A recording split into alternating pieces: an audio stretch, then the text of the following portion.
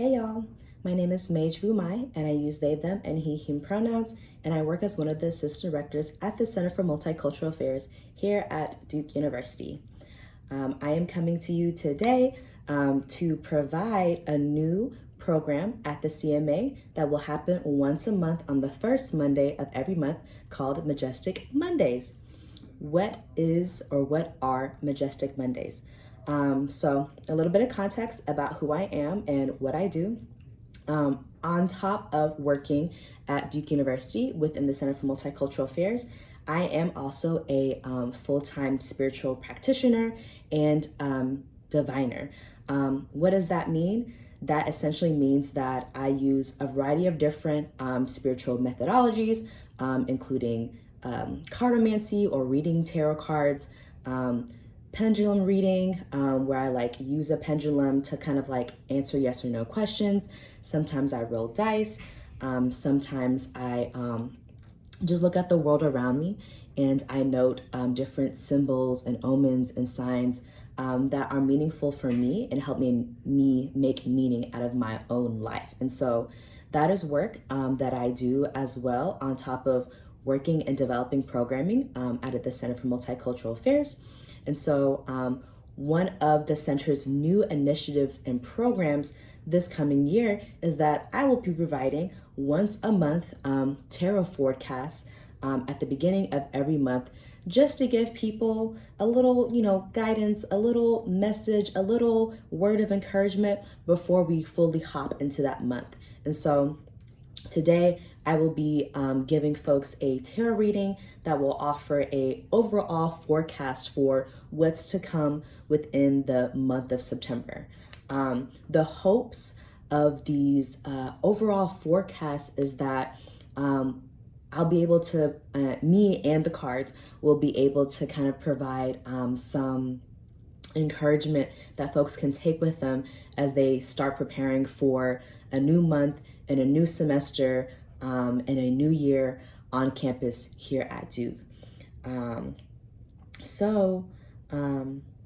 that's really important because college is hard, higher education is hard, life is hard, and sometimes we just need a little bit of help from the universe as well as the space to reflect on what's coming up for us and how we want to navigate what's to come within the next couple of weeks.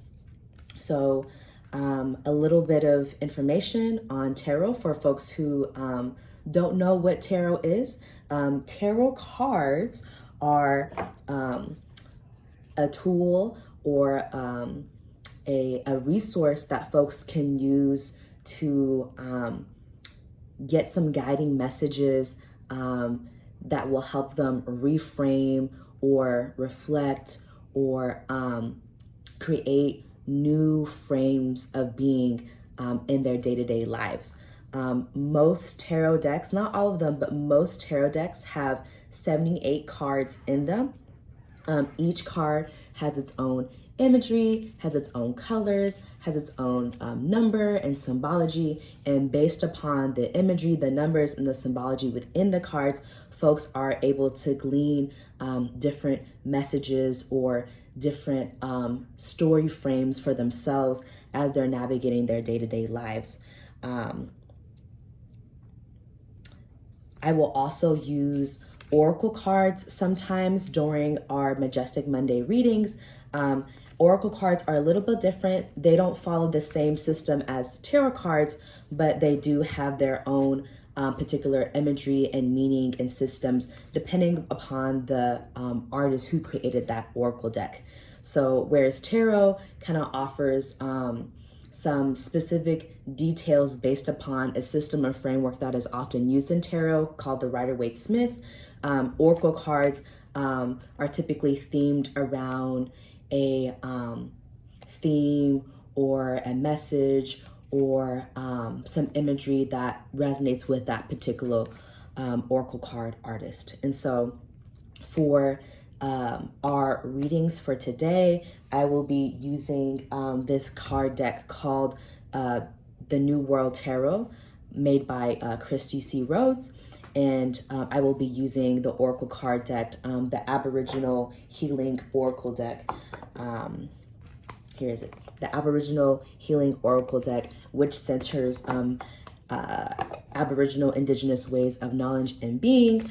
It has like plants, it has plant medicine, it has animal medicine, and it also has some ancestral medicine and wisdom for folks moving forward. So since that was the preface, we are now going to get into the actual forecast for this coming September.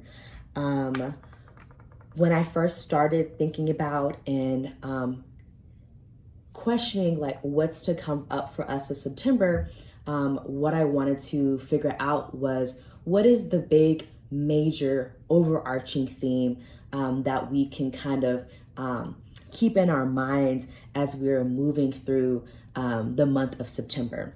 And so I pulled an oracle card, which you can see here. This oracle card has the number 8 on it. It has the plant native geranium on it, and underneath that plant name is the word release. And so for the month of September, one of the big major themes in which I encourage folks to think about, to reflect on, and to kind of just keep with them in their pocket as they go throughout their day in September is this idea of release, right? This idea of releasing. Releasing at this point in time in school is really important because we just came from a really busy and hectic month in August. Folks have just come back from whatever summer plans and vacations and work that they're coming in from into the academic school year. We finished orientation programs.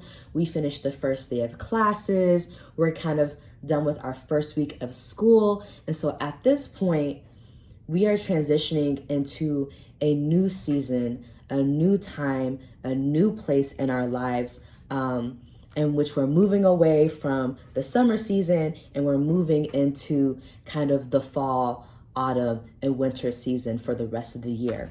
And so when we're thinking about the month of September and we're thinking about, okay, like what's the major thing? What do I need to be focused on? What's my priority right now? Your priority is to release narratives from the past that no longer serve you. This is a new academic year. This is a new fall semester. This is, you're taking new classes, you have a new schedule, you have new obligations and new responsibilities.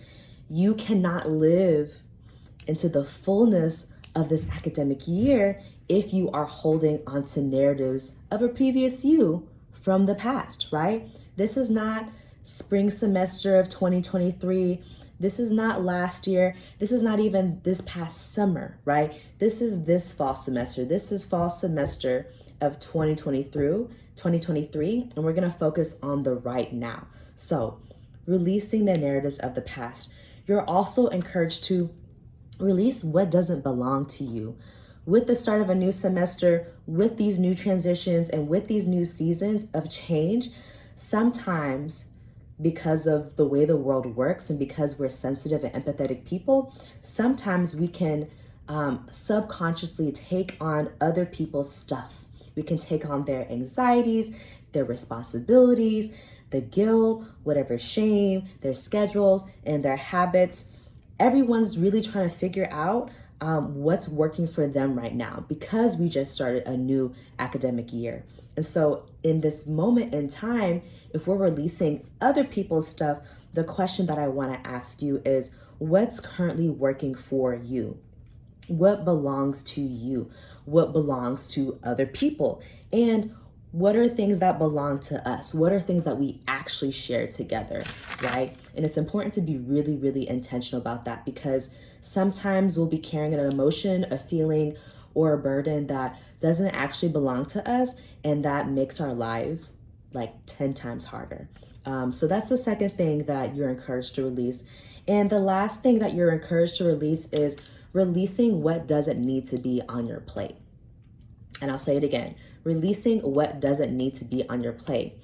In the words of my mentor, JT Perry, shout out to my mentor, JT Perry, who teaches from a Black feminist, decolonial, disability-centered perspective. Jade talks about when it comes to work and when it comes to responsibilities and the things that we hold in our lives, she always asks her students, what can you accommodate, or what accommodations can you get to help support you on your journey? What can you delegate, right? Are there tasks, assignments, roles, and responsibilities that you can actually give to other people and you don't have to take on all by yourself? And then lastly, what can you take off your plate, right? What are the things that you can actually just give yourself permission to release at this time? At the start of a new year, people typically like sign up for everything. We take on everything. And it's because we're excited. We're here. We want to come off the school year with a really strong start.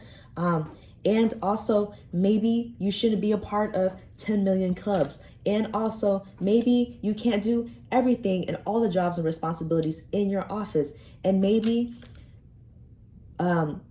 all those things don't actually have to be in your syllabus, right? So be thinking about, in this new year, now that we've gotten through orientation, now that we've gotten through the first week of classes, be thinking about what can you take off your plate, what can you streamline, where can you cap your actual limits and capacity, and what obligations, responsibilities can you move on from that you don't actually have this space for. What do you have on your plate at this time? And what can you take off and reevaluate now so that you don't have to pay for it later in the academic year, right? So that's kind of like this aspect of, if you didn't remember anything from that, this aspect of release, just release, let it go. Again, releasing what narratives no longer serve you that come from your past, releasing what doesn't belong to you that might actually belong to other people, and then releasing what doesn't need to be on your plate anymore now that we've made our way and really are getting settled into the semester. Next, I will kind of offer a week-by-week forecast of encouragements for the month of September. So we made it past our major theme, and now we are moving into what are the details for each week in September. So for week 1, that first full week in September, we pulled the Hermit card, right? We pulled the Hermit card. This makes a lot of sense because we have Labor Day coming up, or we just finished Labor Day actually by the time this video gets released, LOL. Labor Day is the perfect time to just find a breath before the rest of the academic semester. Again, we talked about it earlier, the beginning of the semester tends to be a lot. Labor Day and that first week of September, it's a really good time to just take some time to yourself and reevaluate, reflect upon, get your bearings again before you move through the rest of the month. The second week of September, we pulled the 5 of Cups, right? The number 5 is often about transition and change, and then Cups often has to deal with your emotionality and your internal world. And so in the 5 of Cups, the message of encouragement for week 2 of September is grieve what you lost and cherish what you have, right? This is around the time of the year where your feelings are actually settling into your body, right? You're no longer in the adrenaline rush of the beginning of the school year, and you're finally settling into the fact that you have to take classes, that you have academic responsibilities, that you have organizational responsibilities, that you might not have as much of the free time that you did during the summer. Also, I don't know what you've personally been through, but a lot of things have happened over the past week. There was a shooting at our neighboring school at UNC Chapel Hill. There have been some really heavy political decisions that happened just over the summer in general for a variety of different communities. And so at this time, it is okay to take the time to grieve. It's okay to take the time to pause, reflect, to cry, to talk to a therapist, to talk to a mentor or a staff member that you trust at the university, to talk to and confide in a good friend. Take the time to grieve what was lost. And also on the other end, because we like balance, take the time to cherish what you have, because you didn't lose everything. And in the words of our director, Linda Capers at the CMA, there's always a rainbow in the sky to find, right? There's always a rainbow in the sky to find. And so grieve what you lost and cherish what you have. It's important to let those emotions really sit in your body so that you can really authentically move it through the rest of September. Week 3, we pulled the 10 of Wands, which really is this message of follow through to the end, friend. Follow through to the end. Week 3 of September, this is around the time where we might start having our first test. We might start having our first quizzes. We are completing and turning in our first set of assignments, our work duties, our obligations and responsibilities. The 10 of Wands, the 10 is the number of completion, and Wands have to do with creativity and passion and work. And so this is just about completing that first wave of the semester on a strong note, right? This is also about completing the season of the summer, right? Because around this time, autumn will have come, pumpkin spice lattes will have come to campus. People are transitioning into their cozy clothes. They got their little faux neck sweaters on, right? And so you are completing the summer season and you're preparing to transition into the fall and autumn season as well, right? You're finishing the first wave of the semester. And then last but not least, for that last week of September, I pulled the 7 of Wands, okay? The 7 of Wands.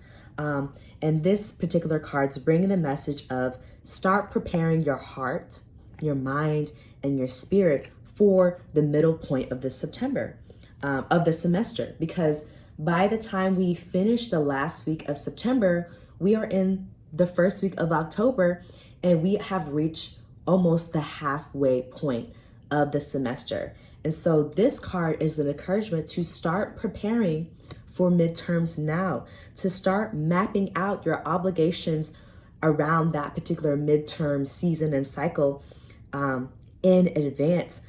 Book that space, submit that contract, plan out your breaks and vacation time now so that you're not falling apart later on in October. 7, you have 7 days in a week. A really good tip and strategy on how to map things out in advance is to break it down day by day. Sunday offers a different intention. Monday offers a different intention. Tuesday has a different intention. Wednesday has a different intention.